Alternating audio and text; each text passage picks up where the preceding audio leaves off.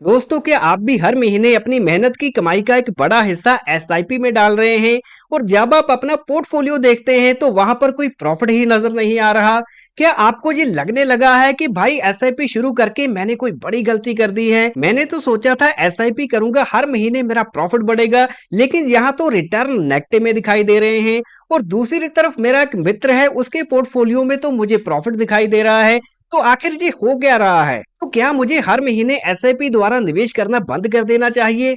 अगर ऐसे ही सवाल आपके मन में उठते हैं कि एसआईपी में आखिर प्रॉफिट बनता कैसे है, तो ये वीडियो खास आपके लिए है। तो हेलो दोस्तों, मेरा नाम है जवंत सिंह। आज के इस वीडियो में हम बात करने वाले हैं कि एसआईपी किस तरीके से काम करती है और आपको प्रॉफिट असल में दिखना कब शुरू होगा। तो वीडियो को स्टार्ट से लेकर एंड तक आपको देखना है, तभी आपके सभी डाउट्स क्लियर हो पाएंगे।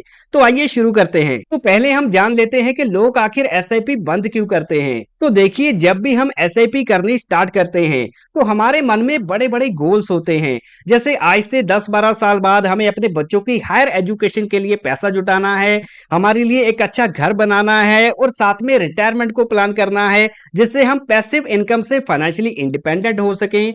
तो इस प्रकार के बड़े गोल्स को लेकर हम इन्वेस्ट करना शुरू करते हैं। लेकिन होता क्या है, 4-5 महीने लगातार एसआईपी करने के बाद भी जब हमें कोई प्रॉफिट नजर नहीं आता तो लोगों का विश्वास डोल जाता है। वो एसआईपी करनी बंद कर देते हैं और अपना पैसा निकाल लेते हैं। तो यहाँ पर अभी आप रिसेंट डाटा पर भी नजर डाल सकते हैं कि एसआईपी की स्टॉपेज रेशियो यानी कि बंद करने की दर काफी ज्यादा बड़ी है। तो अक्सर ऐसा इन्वेस्टर बिहेवियर हमें मार्केट की गिरावट के दौरान देखने को मिलता है। लोग भूल जाते हैं कि इस मार्केट में टिकने के लिए आपके पास कंसिस्टेंसी चाहिए अपनी निवेश को लेकर, और साथ में पेशेंस चाहिए मार्केट के उतार चढ़ाव को देखने के लिए। अगर ये दोनों आपके पास नहीं है तो आप इस मार्केट से मुनाफा नहीं कमा सकते। तो चलिए अब हम आते हैं सीधे पॉइंट पर कि एसआईपी का असली लॉजिक क्या है। तो एसआईपी को जादू की छड़ी नहीं है, ये एक प्योर मैथमेटिक है। इसको बोला जाता है सिस्टमैटिक इन्वेस्टमेंट प्लान, जिसमें आपका पैसा शेयर मार्केट में हर महीने निवेश किया जाता है। तो अभी आपको एसआईपी का लॉजिक बहुत ही ध्यान से समझना है। मान लीजिए इस समय मार्केट का नॉर्मल माहौल चल रहा है और आप मंथली एसआईपी कर रहे हैं 10,000 रुपए की। तो एक साल में आपने निवेश किया 1,20,000 रुपया, और उस समय आपके म्यूचुअल फंड यूनिट का प्राइस चल रहा है 50 रुपए। तो आपने 50 रुपए के हिसाब से 2400 यूनिट्स बाय कर लिए एक साल में। लेकिन इसके बाद आता है दूसरा साल और उस समय मार्केट में अचानक गिरावट आ जाती है, और गिरावट के कारण आपके म्यूचुअल फंड की एनएवी का प्राइस भी डाउन आ जाता है। जो पहले 50 रुपए था अभी वो 40 रुपए पर आ गया। तो पिछले साल 50 रुपए की एनएवी पे आपने 2400 यूनिट बाय किए, लेकिन अभी एनएवी का प्राइस आ चुका है 40 रुपए। तो यहाँ पर 1,20,000 में 3,000 यूनिट्स बाय हो गए, यानी कि आप पिछले साल के मुकाबले 600 यूनिट्स ज्यादा बाय कर पाए। और अभी आ जाता है तीसरा साल। तो तीसरे साल में मार्केट में थोड़ी तेजी बनी हुई है और तेजी के कारण आपके म्यूचुअल फंड यूनिट का प्राइस हो गया है 60 रुपए। तो यहाँ पर आपने 1,20,000 ही निवेश किया है, लेकिन आपके पास यूनिट आए 2,000। तो पहले साल आपने 1,20,000 में 2400 यूनिट बाय किए, दूसरे साल 3,000 और तीसरे साल 2,000। तो यहाँ पर जब भी मार्केट में गिरावट होती है तो एनएवी का प्राइस डाउन होता है। तो इससे क्या होता है कि रूपी कॉस्ट एवरेजिंग हो जाती है, यानी कि मार्केट डाउन होती है तो ज्यादा यूनिट्स बाय करने को मिलते हैं। तो अगर हम तीनों सालों की एवरेज देखें तो पहले साल 2400, दूसरे साल 3,000 और तीसरे साल 2,000। तो 3 सालों में टोटल 7,400 यूनिट्स हमने बाय कर लिए। तो यहाँ पर टोटल इन्वेस्टमेंट की बात करें तो 3 सालों में हमने 1,20,000 के हिसाब से 3,60,000 निवेश किया। और अभी हम देखने वाले हैं कि हमें एक यूनिट कितने रुपए में पड़ा। तो यहाँ पर एवरेज बाय कॉस्ट के लिए हम 3,60,000 को 7400 पे डिवाइड कर देंगे। तो ये निकल के आता है 48.64 रुपीज, यानी कि 48 रुपए 64 पैसे में हमें एवरेज कॉस्ट पड़ी एक यूनिट की। तो पहले साल 50 रुपए था यूनिट का प्राइस, दूसरे साल 40 रुपए और तीसरे साल 60 रुपए। तो जब भी मार्केट में गिरावट होती है, ये इन्वेस्टर्स के लिए एक फायदे का सौदा होता है। तो यहाँ पर एक डिसिप्लिन्ड इन्वेस्टर को कभी भी एसआईपी में लॉस नहीं होता, क्योंकि मार्केट नीचे होती है तो वो सस्ते भाव पे खरीद लेता है, और जब मार्केट ऊपर को जाना शुरू करती है तो उसके पुराने खरीदे हुए यूनिट्स पर पावर ऑफ कंपाउंडिंग तेजी से काम करना शुरू कर देता है। तो यहाँ पर लॉस केवल उसी व्यक्ति को होगा जो मार्केट की गिरावट के दौरान घबराकर एसआईपी बंद कर देगा और अपना पैसा निकाल लेगा। तो दोस्तों, यहाँ तक हमने एसआईपी के सिंपल लॉजिक को समझ लिया है कि जी किस तरीके से काम करती है और अभी हम बात करेंगे कि आपको प्रॉफिट कब नजर आता है। तो यहाँ पर आज के ज़माने की अगर हम बात करते हैं तो महीने की 20,000 पे मंथली एसआईपी तो होनी ही चाहिए। तो उसी हिसाब से हम कैलकुलेट करके चलेंगे और यहाँ पर जो एक्सपेक्टेड रिटर्न है वो हम 12% के एवरेज एनुअल रिटर्न मान के चलेंगे, जो कि हिस्टोरिकली डाटा बताता है। तो पहले साल आपने 2,40,000 रुपए का निवेश किया और 12% के हिसाब से आपको रिटर्न मिला 15,600 रुपए और टोटल अमाउंट बन के हो गई 2,55,000 की। और दूसरे साल आपका सेम निवेश रहा 2,40,000 का, लेकिन रिटर्न मिले आपको 46,272 रुपए। तो पहले साल आपने जो निवेश किया उस पर आपको रिटर्न मिला और दूसरे साल आपने जो निवेश किया उस पर रिटर्न मिला, इन दोनों पर आपको रिटर्न मिला, तो इसे बोलते हैं कंपाउंडिंग। तो यहाँ पर 46,272 रुपए का रिटर्न हो गया और टोटल अमाउंट हो गई 5,41,000 रुपए की। तो ऐसे करते करते आपने 5 साल निकाल दिए और 5वें साल रिटर्न मिला 1,62,000 का और टोटल अमाउंट हो गई 16,23,000 की। और 7वां साल आते आते आप कंपाउंडिंग का जादू देख सकते हैं कि आपकी जो इन्वेस्टमेंट अमाउंट है सालाना 2,40,000 की रही, लेकिन जो रिटर्न है वो 2,64,000 के हो गए। तो 7वें साल आपने जितने अमाउंट सालाना निवेश की उससे भी ज्यादा के आपको रिटर्न मिले। तो यहाँ पर आपकी एसआईपी के जो रिटर्न है वो आपकी डिपॉजिट अमाउंट के बराबर हो गए और ये कंपाउंड इंटरेस्ट इस तरह से आगे काम करता जाता है। और इसके बाद 11वां साल आ गया जिसमें आपने सालाना 2,40,000 लगाया, लेकिन रिटर्न जहां हो गए 5,53,000 के। तो 7वें साल आपकी डिपॉजिट अमाउंट के बराबर रिटर्न देखे, लेकिन 11वें साल जी रिटर्न डबल हो गए। और बात यही खत्म नहीं होती, 15वां साल आते आते आपने सालाना 2,40,000 का निवेश किया, लेकिन रिटर्न मिले 10 लाख से भी ऊपर के। तो आपकी सालाना अमाउंट से रिटर्न की मात्रा 4 गुना ज्यादा हो गई। तो टोटल अमाउंट बनी जहां 95,28,000 की। और 20वें साल आपका सालाना निवेश 2,40,000 का ही रहा, लेकिन रिटर्न मिले 19,61,000 के और टोटल अमाउंट बढ़कर हो गई 1,84,00,000 की। तो जो इन्वेस्टर ऐसा सोचते हैं कि मैंने अभी पैसा लगाना शुरू किया है, मुझे 2 महीने, 6 महीने, 1 साल में मोटा प्रॉफिट आना शुरू हो जाए, तो ऐसा एसआईपी में नहीं होता। यहाँ पर पेशेंस होना बहुत ही जरूरी है। जैसे कि आप देखेंगे कि 22वें साल आपने सालाना निवेश किया 2,40,000, लेकिन रिटर्न मिला 25,21,000 का। तो आपके सालाना निवेश से 10 गुना ज्यादा यहाँ रिटर्न बढ़ चुका है 22वें साल। और ऐसे 25वें साल टोटल अमाउंट यहाँ हो जाती है 3,40,00,000 की। और अगर आप एक कंसिस्टेंट इन्वेस्टर हैं और लगातार निवेश को जारी रखते हैं टोटल 30 सालों तक, तो 30 साल पूरे जब होते हैं, आपने अपनी जेब से पैसा लगाया 72 लाख रुपए और आपको रिटर्न मिला 5,44,00,000 का, तो टोटल अमाउंट हो जाती है जहां 6,16,00,000 की। तो इस तरह से एसआईपी में रिटर्न दिखने शुरू होते हैं। तो पहले 3-5 सालों में अगर आप देखोगे हो सकता है रिटर्न बनते नजर ना आए, लेकिन जैसे जैसे समय बीतता जाएगा, 10 साल हो जाएंगे, 15 साल हो जाएंगे, 20 साल हो जाएंगे, तो जैसे जैसे समय बढ़ता जाएगा वैसे वैसे एसआईपी के रिटर्न मल्टीप्लाई होने की पोटेंशियल बनती है। और यहाँ एक इंटरेस्टिंग पॉइंट भी मैं आपको बताना चाहूंगा कि हमने कैलकुलेशन की है 20,000 मंथली एसआईपी के हिसाब से, लेकिन अगर हम एसआईपी अमाउंट को बढ़ा देते हैं तो आगे जाकर हमारा कॉर्पस भी काफी बड़ा हो सकता है। तो जैसे 20,000 की जगह अगर हम 50,000 पे मंथली एसआईपी से शुरू करते हैं और 30 सालों तक अपनी इन्वेस्टमेंट को कंटिन्यू रखते हैं, तो यहाँ पर हमारी डिपॉजिट अमाउंट तो हो गई 1,80,00,000 की, लेकिन जो रिटर्न्स मिलने की पोटेंशियल है वो है 13,62,00,000 की। तो टोटल अमाउंट होगी जहां 15,42,00,000 की।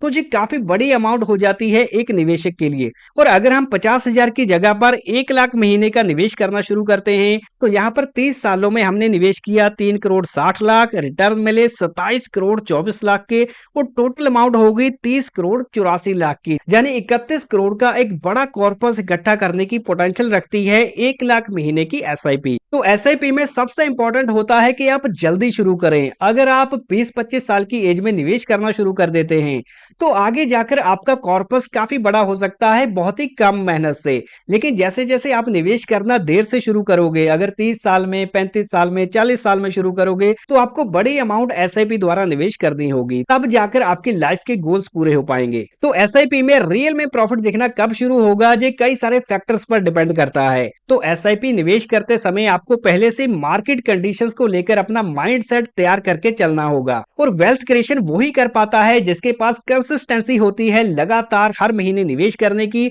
और साथ में मार्केट के अप्स एंड डाउन्स को देखकर जो निवेशक पेशेंस रखना जानते हैं वही लॉन्ग टर्म में एक अच्छी वेल्थ क्रिएट कर पाते हैं। तो मार्केट को लेकर अगर हम नॉर्मल कंडीशंस की बात करें तो कभी कभी 6 महीने, 1 साल, 1.5 साल या फिर 2 साल तक मार्केट रुकी रहती है और फिर आगे चलना शुरू कर देती है। लेकिन कई बार एक्सट्रीम सिचुएशंस भी बन जाती हैं कि मार्केट नॉर्मल से ज्यादा समय तक रुकी रहे और उस समय आपको कोई भी रिटर्न ना मिले। तो यहाँ पर आपके सामने निफ्टी 50 का हिस्टोरिकल चार्ट है जिसमें आप देख सकते हैं कि 2007 में जब मार्केट ने ऑल टाइम हाई बनाया था दिसंबर में, तो वहां से लेकर अक्टूबर 2013 तक कोई भी रिटर्न देखने को नहीं मिला। तो ये समय बहुत ही डिफिकल्ट होता है। तो 6 सालों तक अगर कोई भी रिटर्न नहीं मिलता तो निवेशक क्या होता है कि एसआईपी छोड़कर भाग जाते हैं, अपना पैसा निकाल लेते हैं।